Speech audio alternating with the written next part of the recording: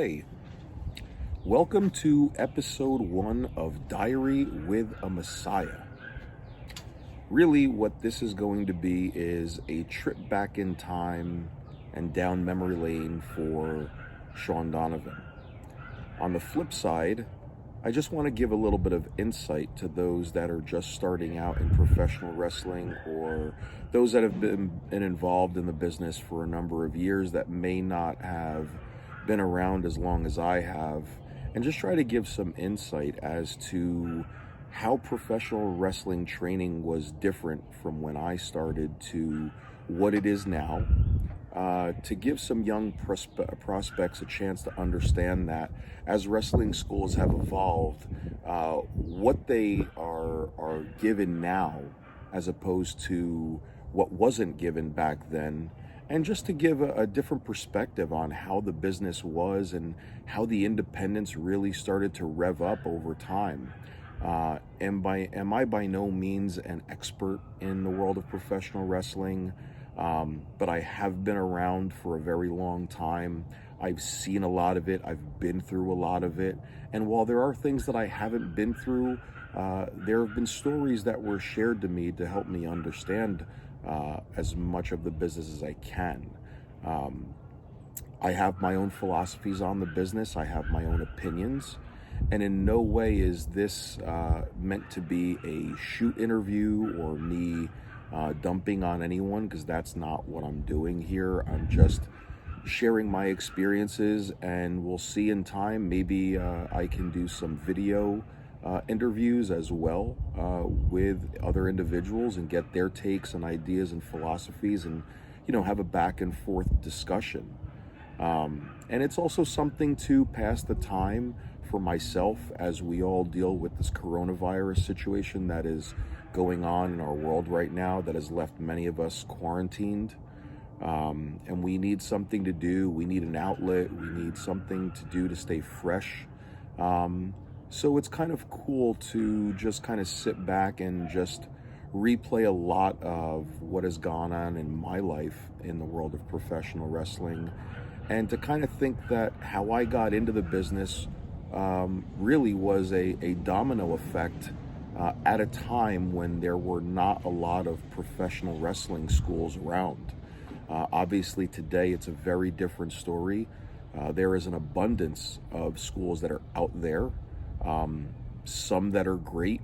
Unfortunately, there are a decent amount that are not necessarily the best. And again, that's not to take away anything. And I can discuss that at a different point in time. So really, that's kind of just an overview of what I'm looking to do here. Once I post this, I would love to hear people's feedback. I would love to hear whether or not they want to hear more. If they don't want to hear more, if they like it, if they don't like it, if they have ideas on what I can do differently, and just ask me some questions as well that I might be able to answer. I hope that, maybe someone gets something out of this, whether it's someone looking to get into professional wrestling who's a fan, or someone that is a young performer that is just starting out, and to even maybe experienced performers. As we've all gone through the business, we've all had different experiences, and we've been through some different things that maybe if it's something that you've encountered and you've been afraid to discuss, hey, you can shoot me a note and I can discuss it here. So here we go. We'll call part 1 of Diary with a Messiah the start. Obviously, like most, I grew up a professional wrestling fan, watching all throughout my childhood, all throughout my teenage years. I never took a break from it. I think I have annoyed my parents and family to an exhaustive point with my love of professional wrestling, including at one point in time trying to put my sister into a sharpshooter. But that's a story for another day. As I said earlier, how I got started in professional wrestling is really a domino effect of a number of different things that happened. Going all the way back to late 1991, and yes, I'm dating myself, My sister started dating someone who is now her husband, and he had a brother by the name of Frank who was a huge wrestling fan and sports fan. And at the time, with VHS tapes, and I know many of you have never even held one or even know what a VHS tape is, he used to tape all of the wrestling pay-per-views for me, and he used to pass them along to me through his brother to give to me. At the time, he had what was called a black box, which was an illegal cable box that was able to stream the WWF and WCW pay-per-views. So I used to get my pay-per-view fix from him, as well as watching every TV product that was on at the time. Through Frank, I started going to conventions and autograph signings and sporting events, where it'd be a mixture of sporting athletes and professional wrestlers from WCW and WWF in the mid-90s. And I really got into that because I was able to meet, at the time, a lot of stars that I grew up watching. So, I got a chance to meet guys like Superfly Jimmy Snuka, Tito Santana, Greg Valentine, Rick Martel, a lot of those guys that, are akin to my childhood. And that was really something special because these are guys to me that were larger than life, that I never thought I'd be able to get up close and personal with. And it made my love for collecting even more, from autographs to toy figures and things of that nature, as as someone that was going through high school at the time. Once I got my license, it was a completely different story because now I'm able to drive different places. And, the few local events that I had been to started growing as more places started popping up along the Northeast. There were local independent wrestling promotions like New Jack City Wrestling that was started by AJ Sparks. There were still a lot of spot shows that were around. And there was also Jersey All Pro was getting its start out of Bayonne at Charity Hall. So my brother-in-law, Frank, who's now my brother-in-law, we would go to all these shows because I had a license, and we would pretty much go anywhere and everywhere. And then, independent wrestling federations started popping up, including other independent promotions that were being run in Pennsylvania. And a lot of the same talent rotated along the areas between Pennsylvania and Delaware, New York, and New Jersey. So when I think back, there were a lot of journeyman professional wrestlers that I really got to know. And that was due in part to another gentleman that my brother-in-law introduced me to by the name of Brett Schwann. Some older generation may remember this gentleman. Brett was a fan, but was an early innovator of some of the early independent wrestling hotlines that were around. And his was the Wrestling Clothesline. And he was able to meet a lot of local talent, and then through them, knew a lot of ECW talent when ECW was really starting to really get big in the mid to late 90s. So through him at a lot of events, I got to know people very well. Some ECW mainstays like Chris Candido, and then Tammy Sitch, also known as Sonny, Nova, Simon Diamond as a fan. I got to meet all these guys, and obviously, you start seeing the same faces over and over again. It was kind of cool as a fan getting to know some of these local performers. But I really loved going to the events because there was just a plethora of talent out there that were journeymen that I think a lot of guys today may not remember. And some were great and some were not so great. But there were a lot that I think should have had a shot at the bigger, companies that never got to. Guys like Adam Flash Wheeler, Nature Boy Scoot Andrews.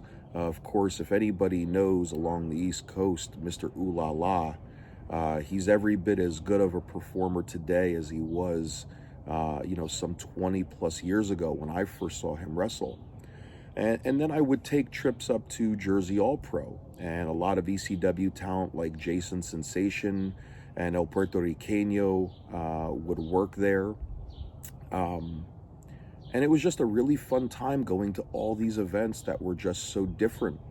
You would go to Jersey All Pro, and it was just a different vibe. It had a ECW vibe to it. You got a mixture of incredible wrestling and things that you had never seen before. And then, you would see guys like Homicide and the Hit Squad, Danny Moff and Monster Mac come out, and they would just absolutely wow a crowd with their brutal physical style.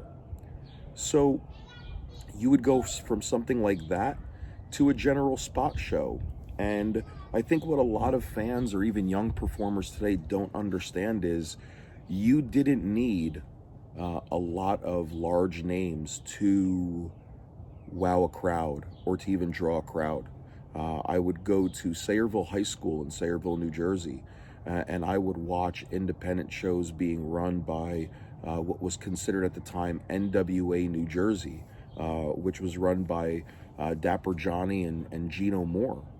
And those two controlled a lot of the southern part of New Jersey wrestling shows. And those high schools, you would have 500 to 800 people packed into a gym with only one name on the show, whether it would be the Patriot or whether it would be King Kong Bundy. And I was amazed that there were so many wrestling fans with a lot of performers on the show that weren't household names. So, that was such a different time for independent professional wrestling because there weren't a lot of promotions that were out there, as opposed to now with social media. There is a plethora of independent shows running.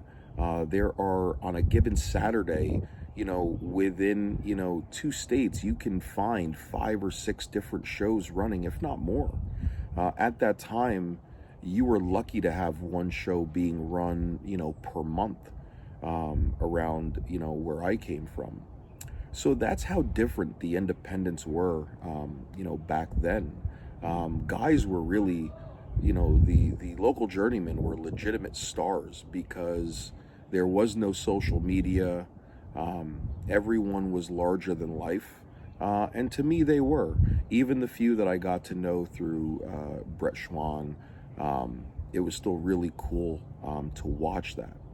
And then from there, when ECW started getting very big at the time, they started running in local markets within the New Jersey area. And that's how I really started to ask around about, hey, how do I get involved in professional wrestling? And through a lot of the meet and greets that I would go to as a fan, a lot of the performers, to use a wrestling term, they would kayfabe me and anybody else that would ask about how to get involved in professional wrestling. So I just kind of continued along, and I just started, continuing to be a fan until one day at a show. This was being run by AJ Sparks and Kevin Knight, who had formed IWF, and they had just opened up a school in 1999. And I approached AJ Sparks about how to become a professional wrestler, and he said, you're just in the right time because Kevin Knight and I opened a school. So I approached Kevin Knight, and he gave me all the details and the address of the school. And I went with a buddy of mine about a month or so later to check it out. And, the school was very bare at the time. They didn't have a lot because they were just getting started. But really, it was just, kind of a commercial garage with just a ring in it. And a few other amenities were available.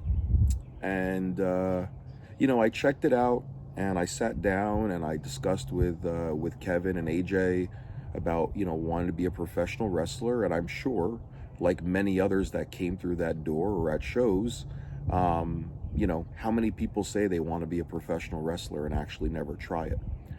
In this day and age, a lot of it is still the same thing. But for me, I couldn't take that leap because I just couldn't afford it at the time. I was trying to finish college and get my degree. And I also was not in the greatest shape in the world. So I think at the time I was about 240 pounds of nothing but, fat. I was not into exercising really. And, my self-esteem was very low. I would go to the park and play basketball almost every other day, but I had no weight training. I had no understanding of that. And, that would come later. But going to these shows at one point in time, AJ Sparks on an IWF show announced that they were going to be holding a fantasy camp in mid-2001 where the winner would receive free training to become a professional wrestler. So there, at that point in time, my eyes are bugging out of my head because I'm thinking, wow, if I could go and be a standout at this, I could, excuse me, I could possibly live my dream and still be able to finish school without having to pay for training. So I had some time, and at the time, I was working for my family who ran a business. And I decided to look up to try to supplement my income about getting a job at a local gym where maybe I can start learning how to get in shape while becoming a professional wrestler. So I got a job at a local gym in my next town over from me, and I had been working there for about a month and started learning about weights and fitness and things of that nature. And, I had dropped about 10 pounds, and I went into this one-day fantasy camp.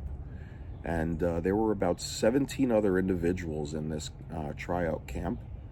And I don't remember approximately how long it was, but a lot of it was just basics. It was calisthenics, squats, push-ups, jumping jacks, learning how to hit the ropes, learning how to take a buckle in the corner, learning how to take a bump, and some basic chaining pieces. And I like to think that if you come from watching professional wrestling as a child, as much as you watch it, and you may not necessarily be studying the ins and outs of what's going on in the ring, I think your mind gets adjusted to a little bit of how the wrestlers run the ropes or how they fall. And for me, that's something that always stuck with me because I've always had a very photographic memory. So I went into this tryout camp, and, I had a lot of fun doing it. Unfortunately, I did not win the free training, but the free training went to a young kid who's probably about 5'5", was extremely athletic. His name was Felix Leone, and he was a really nice kid that I got to talking to, and we quickly kind of hit it off, so to speak, as friends. And everybody was getting their stuff together, ready to leave, and AJ Sparks pulls me aside and says, "Hey, kid, unfortunately you didn't win the free training, but you did come in second by our list. And, I'd like to offer you training with us at a discounted rate." So I sat down, I talked to him, and I already knew from the second that he said to me he wanted to offer this to me at a discounted rate, I was ready to go. And by the time that discussion was over, I wrote a check, and I was ready to get started within a week. So, when I think back at the domino effect of things that happened to me in the early days where, wrestling training and schools weren't around as much, sometimes I tend to think that the domino effect is my sister dating the person who's now her husband. And I feel like had that never happened, I would not have hooked up with her brother. I would not have started going to wrestling conventions and networking, which I didn't even realize that's what I was doing. I wouldn't have started going to independent wrestling shows. I would not have met the people that I did. And through those and shows, I would have never been able to meet the individuals that led me to this training. So I want to kind of cut it off here. I don't want these episodes to go longer than about 20 minutes or so. Um, what I really want to do is, again, chronicle everything and continue with the next part, which would me be getting into the training aspect of when I started back in 2001. Again, this is may be considered boring to you. Again, this is the first time I'm doing something like this, and hopefully I'll get a little better. But again, once you see this, please leave a comment, like it, tell me if you hated it, tell me if there's things I can improve on, and give me some overall feedback as I try something new out while we all got some time on our hands. So if you watch the entire, what's now going on 21 minutes, God bless you. You know, I don't know if my story is all that intriguing, but we'll see what happens. So join me next time on part 2 of Diary with a Messiah.